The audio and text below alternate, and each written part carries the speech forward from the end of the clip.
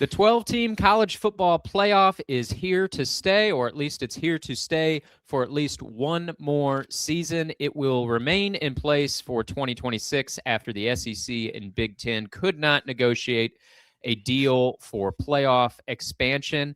But interestingly, now the SEC will be chasing bids in a 12-team playoff for the first time while playing a 9-game conference schedule. The SEC, of course, going to 9 conference games next year. We will discuss what that means on this edition of SEC Football Unfiltered, our podcast from the USA Today Network. I'm Blake Toppmeyer alongside John Adams.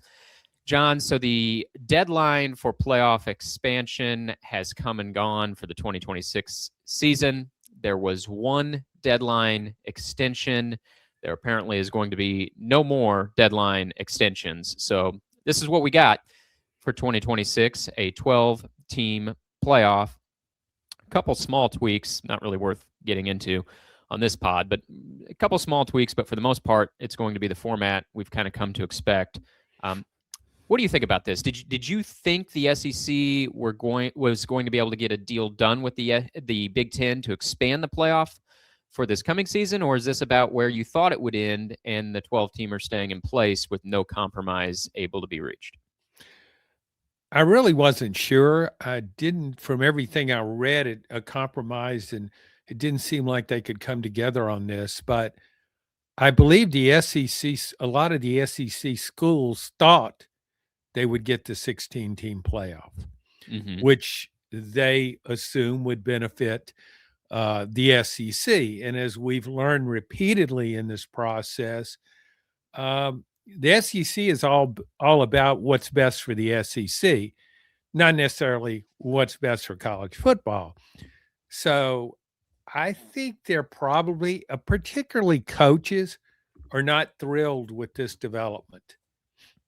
Yeah, I would agree with that, John. Particularly in the SEC, I think coaches probably would have liked to have seen the playoff go to 16 teams, because if you just use the last 2 seasons as a guide, 2 years ago, those 4 extra bids, if it had been a 16-team playoff, the SEC would have gotten 3 of those 4 extra bids. This past season, it would have gotten 2 of the 4 extra bids, with Texas and Vanderbilt getting 2 of those 4 final bids. And so at least as guided by the past 2 seasons, extra bids would have been good for the SEC. Would they have been good for the Big Ten? No, not really. It wouldn't have benefited at all from a 16-team playoff. Perhaps one of the reasons why the Big Ten had no interest in going to a 16-team playoff, at least under the 5+11 format that the SEC favored. The SEC, of course, wanted to add 4 extra at-large bids. That's not what the Big Ten wanted, and so no compromise was reached. But as I mentioned, John, what's interesting is now the SEC will add a 9th conference game without sort of the safety net of a 16-team playoff. They're welcoming a tougher schedule, at least in theory and probably in practice, when you're adding in a 9th conference game and swapping out one of your non-conference games. Your schedule is going to get tougher, and you're not adding any bids to the playoff. What I'm wondering is, when the SEC approved a 9-game conference schedule, if the university chancellors and presidents that are voting on that, if they had known at the time that the playoff would not have expanded, do you think they still would have approved a 9-game conference schedule? Because I'm a bit skeptical that the SEC's member institutions would have approved making their schedule tougher if they had known then that the playoff was not going to expand. I know the coaches wouldn't have approved it. I don't think they approved it anyway. No, I don't think they wanted it either way. I think the schools believe that Greg Sankey, as SEC commissioner, has enough power that he could make this happen. I also believe that this emphasis on strength of schedule, that's something that Greg Sankey has pushed for, understandably. And I think that's one of the problems SEC schools might now have with this. Texas went 9-3 last year. Well, 10-3. It won its bowl game. It lost to Ohio State, and one of the best teams in the country, a top 5 type team outside the conference. So it did everything it was supposed to do. It played a challenging non-conference opponent, a very challenging non-conference opponent, and then went through the SEC schedule. Was it really rewarded when it came to strength of schedule? I don't think so, because it beat Texas A&M, a team that was unbeaten, and then that almost beat Miami in a playoff game. It beat a really Oklahoma. beat Texas beat Oklahoma Oklahoma. convincingly. It beat Vanderbilt, which went 10-2 in the regular season, by more of a margin than what the final, more decisively than what the final score showed. So it did all of that, and we talked about this before our podcast. I mean, if you could have just stepped in and said, "Okay, let's pick if the SEC could say who we want to represent us," I think it would have chosen Texas over Oklahoma or Alabama. I think they were a better team. I mean, they proved that when they Yeah. played Oklahoma, and I think they would have beaten Alabama if they'd played. And really, part of this is a byproduct of having a 16-team conference, and you only played 8 conference games, so you were playing, half the league, and then you determine the 2 teams that go to Atlanta. That's one of the shortcomings of this format. Is Alabama went to Atlanta as supposedly one of the 2 best teams in the conference, but did we really think Alabama was one of the 2 best teams in the SEC? I didn't, but when you're only playing half your conference, it's sort of hard to know that for sure. And the playoff committee gave basically a guaranteed bid for the SEC's runner-up. They took no punishment on Alabama for losing the conference championship game in a decisive manner, and so Alabama sort of got a wink-wink auto bid, while Texas sat at home with the 3 losses and didn't get the bid. But what's interesting, John, is your point that Texas didn't get maybe appropriately rewarded for the schedule that it played. Now you add in an extra conference game, and the SEC is keeping on the books its requirement to play a non-conference Power 4 opponent. And so SEC teams, if they weren't already before, they will certainly now be playing some of the toughest schedules in the country, and we just have not seen really any evidence from the playoff committee that that's going to be substantially rewarded. There was the case this year. You mentioned with Texas, 9-3, didn't get in. You go back a couple seasons ago, Alabama had the lofty strength of schedule. It was 9-3, didn't get in. Now, each of those teams had some knocks against them on the resume, but they had great strength of schedules, and it wasn't enough. So now the schedules are going to get any tougher, and it's like, for what? You and I like seeing good games. We don't want the cupcake games. And yet I think an argument could be made that in this landscape, this 12-team playoff landscape, with this committee selecting the way it does, the SEC is actually working against itself by adding a 9th conference game while keeping the requirement that all teams play a Power 4 non-conference opponent. Yeah, see, I went into this year's playoff selection gathering, I thinking that it would place great import on strength of schedule. Greg Sankey had to be selling that, had to be pushing it. Why wouldn't he? That plays to the SEC's advantage. But again, I just didn't see it. That's why now I would really prefer that you just selected if you have a 12-team playoff, you select the 12 best teams, regardless of conference affiliation. You select the 12 best teams.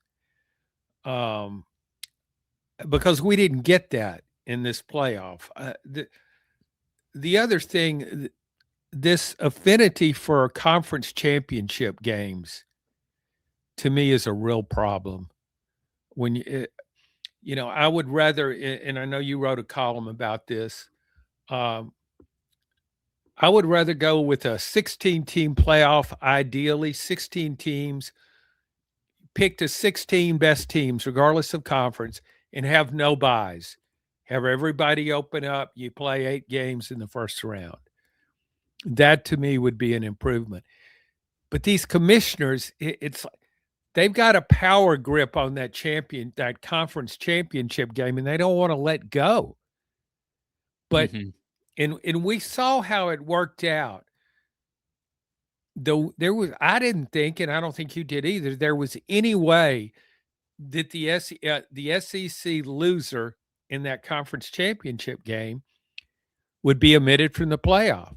So once Alabama made that playoff game, it's in, no matter what happens against Georgia. And it got beaten really, really soundly. It's just, yeah, I don't maybe have as big of an appetite to expand the playoff from 12 to 16. I'm fine with it at 12, and I know you are too, but you would prefer 16.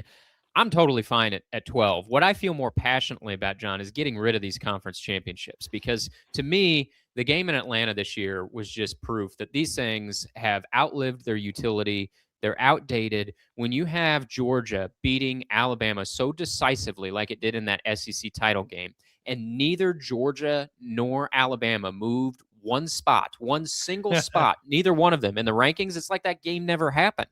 So if that's the case, if we're going to treat these games like they don't even happen, then why bother with them? And what I've advocated for is not shrinking the schedule. I'd increase the schedule. I would just get rid of conference championship games and add a 13th game for everybody. So everybody plays a 13-game regular season, and then you go straight into playoff selection, and then let's get this thing rolling. So I'm fine with the playoff staying at 12. I just think I think the conference championship games, which were once a very good idea, the SEC revolutionized with the conference championships, splitting into divisions. At the time that it happened, it was a really good idea for the sport, and you saw a bunch of other conferences all get on board because they saw money-making opportunity. And really, as the conferences grew, it was a great way to determine who your conference championship was. You'd divide into divisions, and you'd get the winner of each division playing in a championship game. Well, now they don't have divisions anymore anyway. The games are not, the playoff committee has told us, unofficially at least, that these games don't really mean anything, the conference championships. So they're a glorified exhibition. We saw that when Georgia and Alabama did not move an inch in the rankings this year. So why bother? Why not give a 13th data point for everybody? That would help the committee. As much as we like to criticize the committee, and sometimes it's warranted, they do have a difficult job. And when you factor in it's a 12-game schedule, 3 of the 12 at least are cupcakes. The committee's left evaluating teams on 9 games, basically. Wouldn't it be better to add a 13th data point for everybody? Just get rid of these conference championship games, which have become less meaningless or less meaningful as time has gone on. The SEC really wants it both ways. It wants the general populace to think this SEC championship game is a huge deal. It's a huge deal, but the team that loses, regardless of the margin of defeat, won't be penalized. So if you aren't penalized, how big of a deal is it? Not that big a deal. No. And so when you go into that game as a fan base, why would you even care that much about the outcome?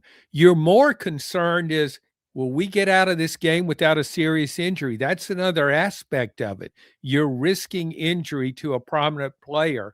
If you lose your quarterback in that game, oh my gosh, it's like it would be devastating for the playoffs. And you're right. It's like it's an exhibition game. It's gone from being a great game, something we all look forward to. That's how it once was when you had divisional play. But it's just not that anymore. Another aspect of this, I didn't really focus that much on it as it evolved, about the ramifications of having so many teams in your conference. There's such disparity in schedules. At least with the divisional play, the winner of a division played everybody in the division, and that determined who made the playoff. But now you've got 16 teams, 18 in the Big Ten. Mm-hmm. And You're only and playing half your conference to get to the conference title game. How reflective is that, right? I mean, that's yeah. everybody wants to compare this to the NFL and say, oh, well, like a division champion could win your division without having that good of a record. Well, that's true, but at least you play everybody in your division twice during the regular season. So, I mean, maybe the team that wins its division and gets a playoff bid isn't that good as compared to the rest of the league, but at least that's the best team from that division because they had to play everybody in the division twice. In the conference structure in college football, you could win your conference while playing half your own conference. We don't know for sure if you're the best team in your conference. I think this year was proof in the ACC that the team that won its conference wasn't the best team in its own league, and the playoff committee agreed and didn't take Duke. We make more and more comparisons now between college football and NFL. College football keeps getting closer to the NFL model, uh, and certainly with players getting paid. That's a huge factor in this. But as you do that, to me, if I'm a coach and I'm playing in that SEC championship game, and one of my key players technically can play, but he's got a minor injury, why would I risk playing him in that game? I just, it makes no sense to me. You got to think big picture here. If you lose the game, you're still in the playoff. But what if your key player is injured in it and he's already got an injury? I mean, why even risk that? Uh, do you think the SEC commissioner would tell schools you can't sit out anybody? Do you think that's ever come up for discussion? And I'm not even talking about a minor injury. I'm talking about everybody with a clean bill of health, but a coach decides, I don't know if I want to risk playing my quarterback against that team with that pass rush. Let's let him sit this out. We'll use our backup. I wonder I if mean, that discussion's ever come up. I guess it could come up, but if I'm the coach, I'd look Greg Sankey in the eye and say, I run this team. You don't. Yeah. And if you were doing your job, we'd have a 16-team playoff right now because that's what the SEC wanted, and Greg Sankey couldn't get it done. So, yeah, I mean, if I wanted to sit my best players for the SEC championship game because the game's an exhibition anyway, I wouldn't care much what the commissioner says because, well, he failed when he didn't get the 16-team playoff that the SEC wanted. So he had his shot and he failed. So, yeah, I'd say I'm running this team, not you. I don't care what he says. Blake, do you think Georgia fans look back on this 2025 season and say, what a great year? We're SEC champions. I don't think they say what a great year. I do think as long as we're going to bother to have the SEC championship game, fans will celebrate winning it if that's the only thing they won in the season. Because you have two options if you're a Georgia fan Yeah. at this point. You look yourself in the mirror and say, well, we stunk. We didn't achieve the goal, which Georgia didn't stink, but I'm taking it to the extreme here. Are you going to look yourself in the mirror and say, well, this was a failed season. We didn't get it done. Or you're going to look and say, hey, we won the SEC. That's something. We're SEC champions. Now, there will be some fans out there that say, we're a complete failure. Fire the coach, fire everybody, etc. I don't think Georgia fans are there. They're not going to fire Kirby Smart. They're happy with Kirby Smart. They would have liked to have won the national championship. But I think they're looking themselves in the mirror and saying, hey, we won the SEC.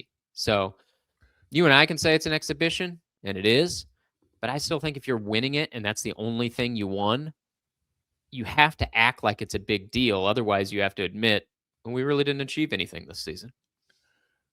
Georgia's probably a bad example for me to come up with because Georgia just recently won back-to-back national championships under Kirby Smart. Kirby Smart has nothing to prove. Any poll would have him as, well, maybe the way Kurt Cignetti handled this season, some might say he's the best coach in college football, but I think most people believe that Kirby Smart's the best coach in college football. His body of work in his time at Georgia certainly suggests that. But another coach, a coach who hasn't won a championship, if a school doesn't have Georgia's rich recent history, I think it matters more. They can't take as much satisfaction from winning the SEC championship. You think LSU fans would have gotten excited about winning an SEC title this year? I If do. I you actually do, think the fans in the South are so provincial. I think to some of them, they don't see Indiana as a legitimate champion because they didn't play in the SEC. And they think, well, if they played in the SEC, they wouldn't be national champ. They wouldn't even win the conference. Now, you and I don't believe that. I don't think. I don't want to speak for you, but we no, see Indiana as a legitimate champion. But I mean, you've spent most of your life in the South. You know how it is. You know how the well, fans down here view the SEC, and it's like, uh, hey, who knocked Georgia out of the playoff? It was another SEC team. So they're SEC champions. Took an SEC team to knock them out of the playoff. They might have been the best team in the land. I don't believe that, but I'm telling you, there's plenty of people that bark on game day that probably thinking that right now is that Indiana's not a legitimate champion. They don't play in the SEC. I probably should have thought more before saying what I did. I mean, am But I off base? oh no, not at all. I mean, it's the most provincial league in the world. When I was home the week in Louisiana, back home in my small town of Clinton, Louisiana, just north of Baton Rouge, and I was home for the week leading up to the SEC championship game. Talked to a couple of friends. One's a former college football player, and I mentioned how good Texas Tech has become in the NIL era. I mentioned that my Big Ten SEC top 25 poll that I thought Indiana was the best team in the country. One of my friends just shook his head. They don't play nobody. Don't play nobody, John. They don't play nobody. Let them come do it in the SEC. Mm-hmm. And I didn't get back to him after the Alabama-Indiana game. Well, that's because they were fresh, John. If they would have had to go through a whole season playing that SEC schedule, would have been lucky to cross midfield against Alabama in the playoff. That's what it was. They were fresh. They didn't play anybody in the regular You're season. right. You're right. If you don't play in the SEC, you're really not playing college football. No, doesn't matter. Doesn't matter. Okay, let me ask you this, John. The Big Ten what they wanted seemed to change by the week, but what they ultimately wanted after they did all these gymnastics through other blue sky ideas that never had a chance, what they ultimately wanted was a 24-team playoff with a whole cavalcade of automatic bids. I won't go through all of that because it doesn't matter because it didn't get approved. But they wanted a 24-team playoff. And we know what the SEC wanted. They wanted a 16-team playoff with 5 auto bids and 11 at-large. And interestingly enough, that's also what the Big 12 and the ACC wanted. So 3 of the 4 power leagues all wanted the same thing. They wanted a 5+11 bracket, 16-team playoff. But it took the SEC and the Big 10 agreeing to make a change. They didn't agree, and so nothing happened. They wound up with a 12-team playoff, which really nobody wanted. All four of the conferences wanted a playoff expansion. They just disagreed on how it should expand, and so they got no expansion. What a world, right? But let me ask you this. If your two options were staying at 12 or going to 24, which do you think is the better choice? So I know you prefer 16. So let's say you're the SEC. You want 16, but you can't get 16 because you can't get the Big Ten on board with your plan. And the way the playoff agreement is structured, the Big Ten and the SEC have to agree to change the format. So your choices are you either get on board with the Big Ten and go to 24, or you say, if I can't have 16, I'm staying at 12. Which would you have done? Oh, I would have stayed at 12. 24 is just too many. I mean, you're basically saying the top 25 belongs in the playoff. Mm-hmm. It's just you're really starting to cut into the regular season. And I thought you wrote a great column this fall about how the college football, it's the regular season. That's what college football is all about when you got everybody playing on a Saturday. And you're so right. It's not NCAA tournament basketball. basketball is all about March. It's all about the tournament. But college football is about every Saturday in the fall. And you're really taken away from that if you go to 24 teams.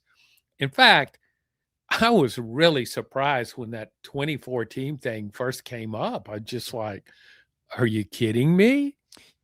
Well, that's clear. Tony Petitti's vision on college football is much different than people who I think who have worked in the sport for a long time. It's clear to me, anyway, that he's an outsider. I mean, he didn't come from this world, and so he's kind of throwing some wild ideas against the wall and seeing what sticks. And so far, really, none of his ideas are sticking. But yeah, I think he sees himself as a bit of a disruptor and changing the status quo.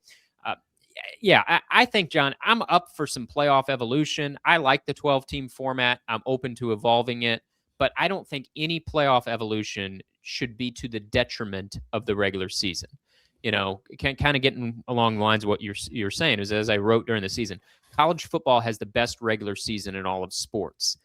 It has a postseason issue. The postseason could be better, and that's been the case for many, many, many years. I mean, you go back far enough, as you know, you covered it.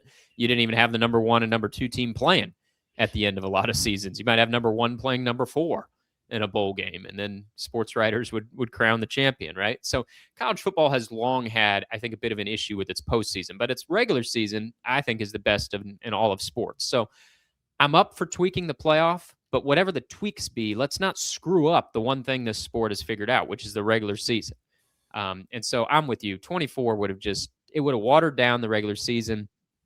All the focus would have shifted toward the playoff, and there would have been, not a ton of stakes to individual regular season games. If all you got to do is finish in the top 24 and make the playoff, I mean, how much stakes does an individual game have? So I agree with you. If the two options were staying at 12 or going to 24, if you could not get the Big Ten to budge and come around to 16, well, then I think the SEC made the right choice. You stay at 12 and go from there.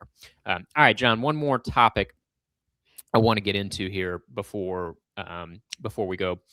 The early odds are out for next year's national champion. And we got it last week into our overrated, underrated, and our way too early top 25. Well, of course, you can bet on about anything these days, and you can bet on it pretty much 12 months out of the year. So already you can place bets on next year's national champion. What strikes me as really interesting, John, the 5 leading odds makers or leaders on the odds chart for next year's national champion, only one of them is an SEC school. Your 5 odds leaders is some ordering, depending on your sports book of choice, of Texas, Notre Dame, Ohio State, Indiana, and Oregon.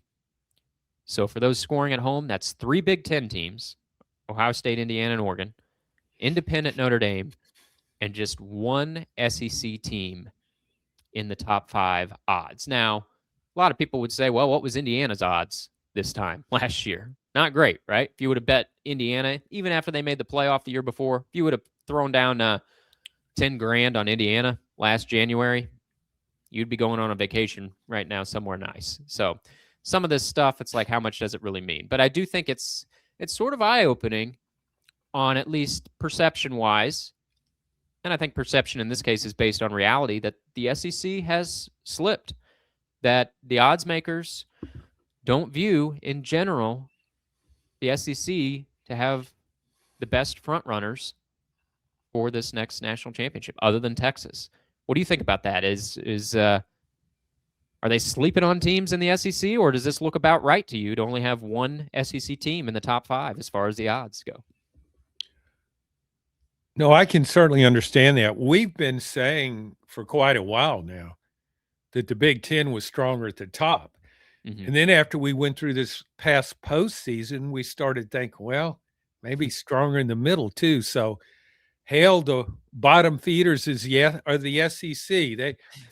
They'll take on all comers in the bottom portion of any conference. But I think that's right. You can't ignore the results. I really thought the Indiana-Alabama game was kind of revealing. because I thought going into the playoff, I just didn't think of Alabama as being that good. And yet it's a playoff representative in the SEC. And it's been the SEC's marquee program for many years.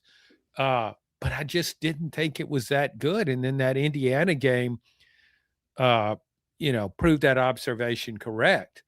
Uh, when you look at the top teams now, Ohio State, Indiana, and Oregon, those all year long, I thought those were three of the top five teams, um, more so than the SEC. And you want to say Georgia belongs in that category because of its recent success and it's won back-to-back SEC titles. See, the odds makers don't care that Georgia won back-to-back SEC titles. They don't. No, they don't because care about they're all about what's real. They aren't into fantasy football. Georgia's not getting it done enough in the transfer portal for me. Mm-hmm. And I think Georgia has a problem. I don't think Alabama has the NIL resources. I think it's on the way down.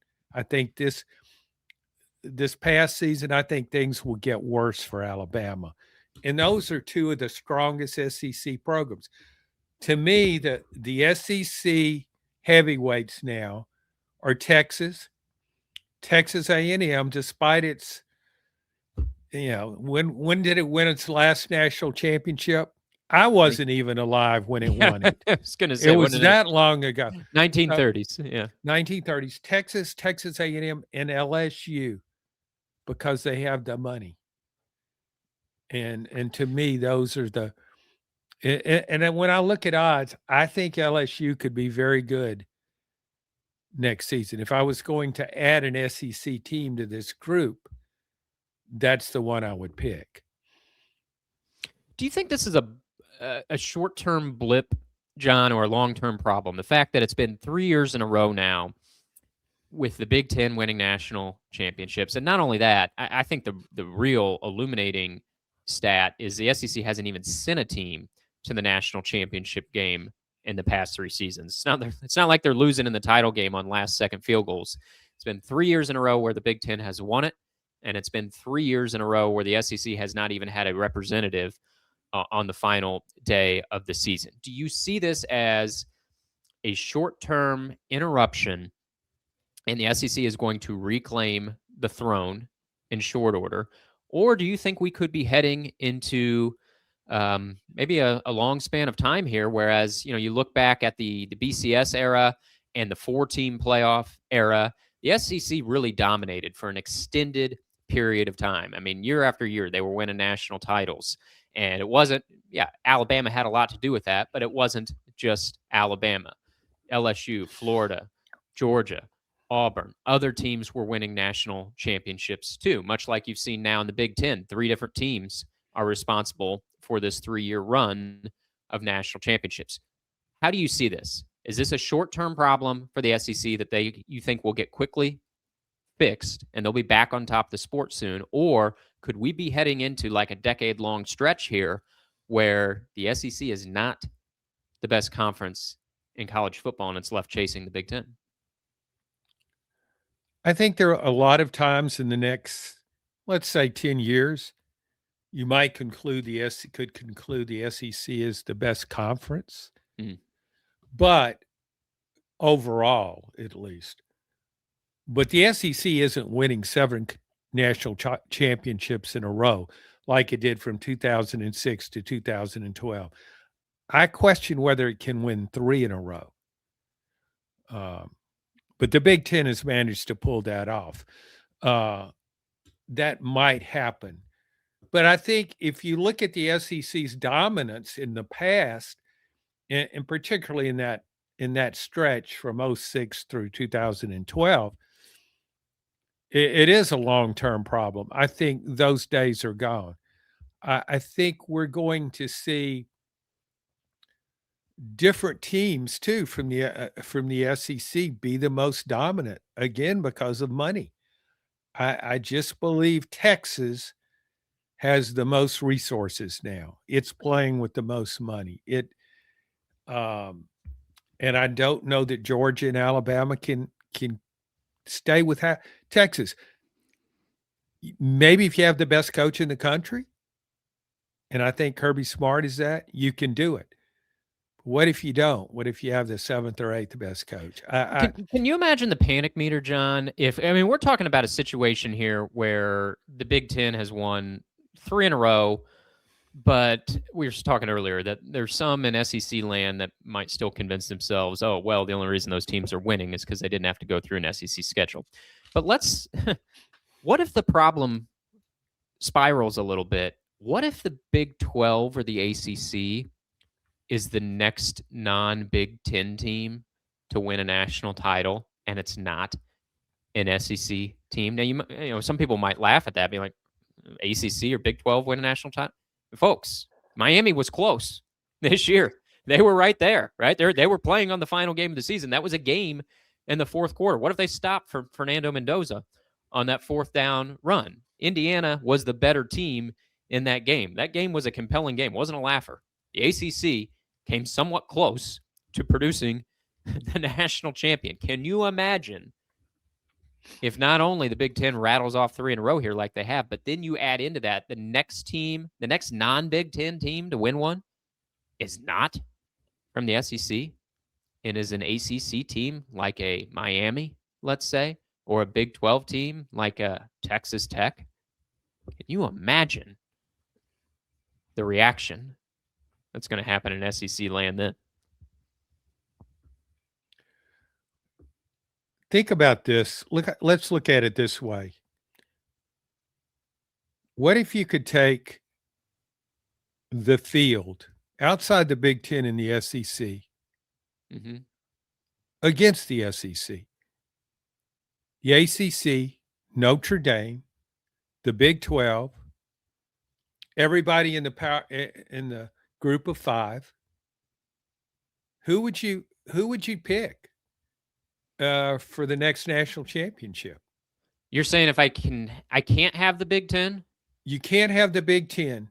They're off the board. I either get the SEC or the field. Yeah, you're taking the field versus the SEC. Ooh. Who would you take? I'd take the SEC. I think there's more teams that could make a run at it. If you're thinking of, okay, who could make a run at it next year that's not in the Big Ten or the SEC? I think Notre Dame, an independent, if we're throwing them in the conversation, Notre Dame would be at the top of my list. Miami would be in the conversation, and Texas Tech.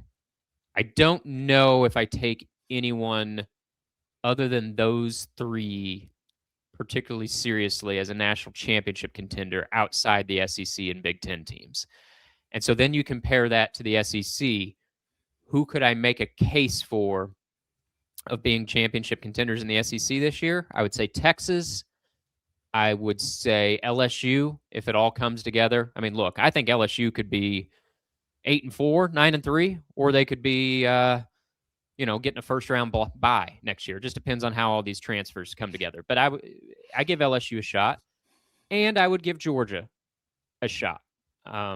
So I would say 3. I don't know if I would go any further. I don't know if I would put in the next tier would sort of be Texas A&M, Alabama, Ole Miss, Oklahoma certainly would be in that next tier. But I don't know that I would put any of those teams on my national champion short list for this upcoming season. So I think it's 3 or 3. 3 versus 3. Notre Dame, Miami, and Texas Tech. Do I want them, or do I want Texas, LSU, and Georgia? Boy, that's tough. That's really tough. I'd be tempted to take the field because Notre Dame in there I think's got a decent shot. Who would you take? Well, see, it's a very tough call, and I think I would take the SEC, but barely. Me too. Yeah. And that's my point. It's, let's face it, Miami's got money. Texas Tech's got money. Notre Dame's got money. So those 3 teams, and I don't know about everybody else, but I think there could be other Texas schools. I just think there's a possibility. There's so much oil money in Texas. I mean, not right SC now, right? Like, I don't think Baylor's going to win the national No, championship no, but next I season. think no, I agree. But when you look at teams like Baylor, TCU, and SMU, or maybe even Houston, you look at if those teams to me are have a really good shot at getting better. There's potential with those schools. So when you look at it, say over the next 10 years, who would I rather have? The SEC or the field? I would be more inclined to take the field. If we're talking about just next year, I would say no, I'll give a slight edge to the SEC, but long term, I don't know And how. this is taking the Big Ten out of the equation, John. If we threw the Yeah, Big I Ten know. in, it'd be a no-brainer you'd take the field. Oh, of course. Yeah. Yeah, so I just think it's gonna be tough. I think the years to come are going to be tough for the SEC. And another factor we can't ignore, a lot of the people in the SEC don't consider Texas to be SEC. It's SEC in Yeah. name only, but it doesn't want to say there's Texas dominating the SEC. It doesn't want to hear that. It wants the old traditional SEC, the true Southeast, to take down that trophy. I mean, that as much as SEC fans in general might be against Alabama because of its dynasties in the past, I think they would prefer to see Alabama win another title than to see Texas or Texas A&M or even Oklahoma do it. How's it going in the South? Well, in parts of the South, there's snow on the ground. You're worried about your pipes freezing and bursting. And we're talking about the Big 12 producing a national championship in football before the next one from the SEC. That's about how it's going in the South right now, huh, John? And I'm right in the middle of it. Yeah, I know. Always have been. Yeah, and about frozen into a popsicle where you're at in East Tennessee with snow. Not going outside.